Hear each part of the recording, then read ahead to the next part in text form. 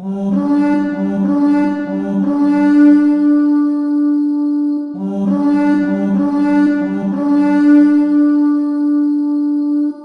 my brothers and sisters of the Order, welcome back to the Order.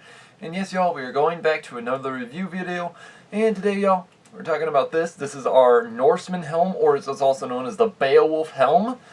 And in such, this type of helmet I was kind of interested in, especially after playing Assassin's Creed Valhalla, which apparently you get this helmet from apparently it was, well, I think it's called the Raven Clan helmet in the game.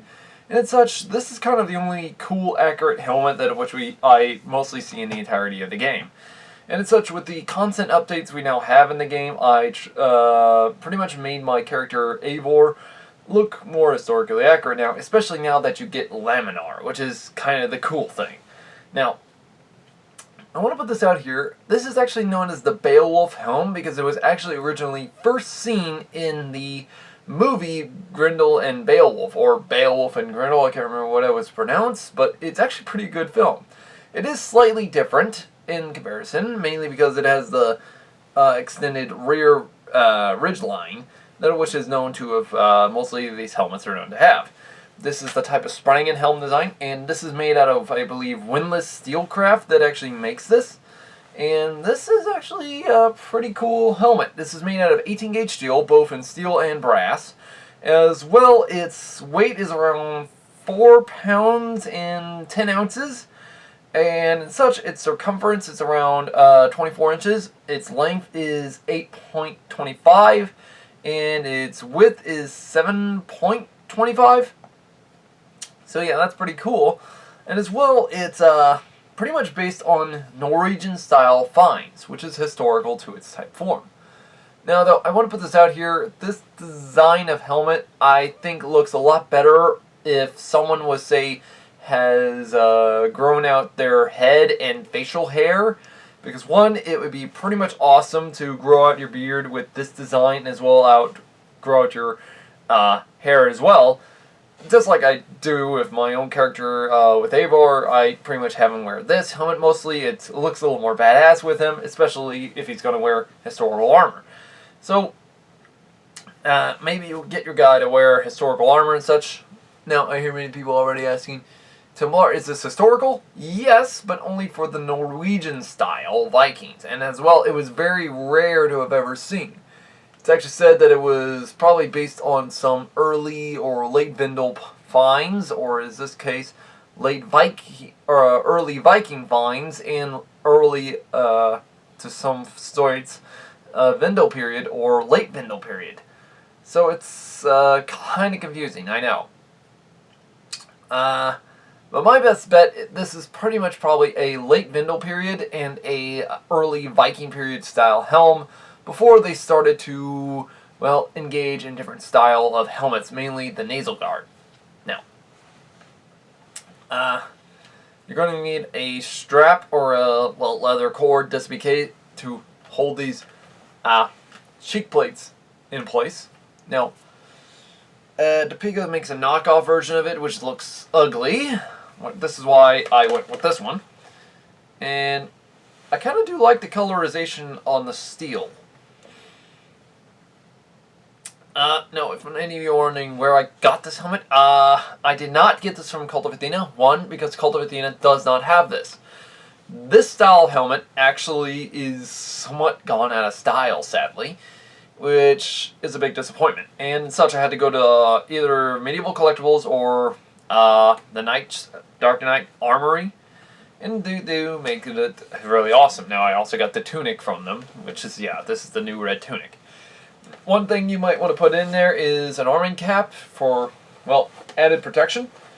Now, they do already come in with the liner, but I really thought, nah, leather liner does not exactly work out so well, so just put in some padding, and it works. One major drawback I don't like about this is this. The cheek guards sometimes do get locked outside the helmet, so you gotta probably force it back in. Now, many of you might start asking, okay, Templar, what is the weight dilemma and such with this helmet?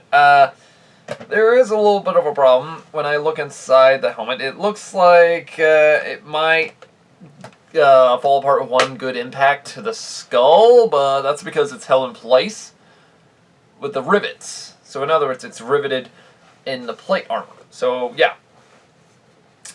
Now, maybe you might start saying that that's not good armor. Actually, that's historical armor to that point in time. Now, while putting on the helmet, I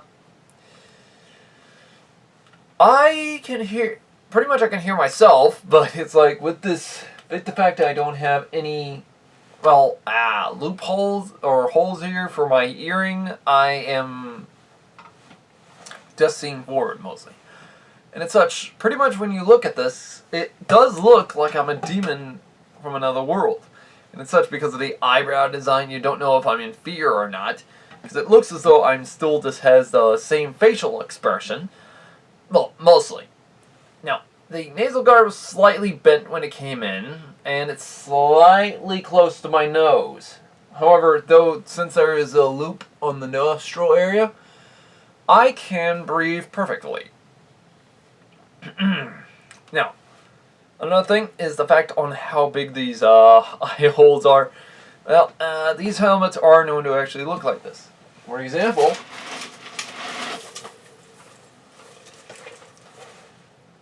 common to the same, as we can understand.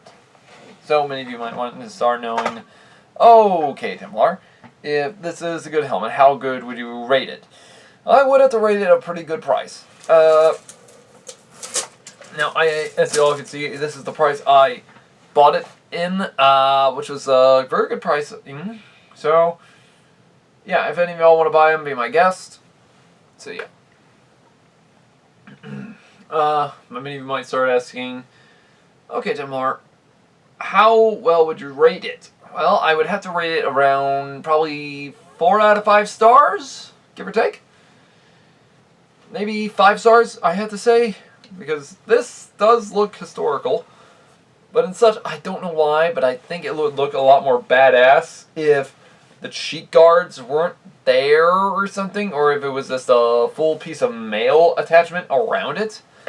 Because wouldn't it look like that? If it looked like this, it would look a little more badass. If you ask me, it would, because it would look historically badass. But I can see why somebody would want to add cheek guards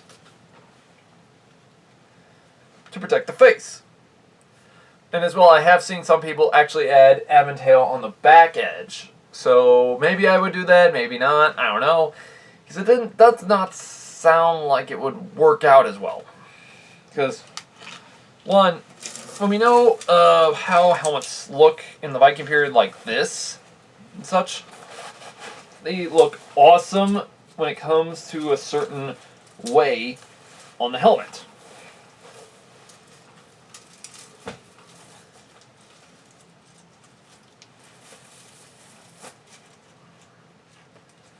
As my point proves.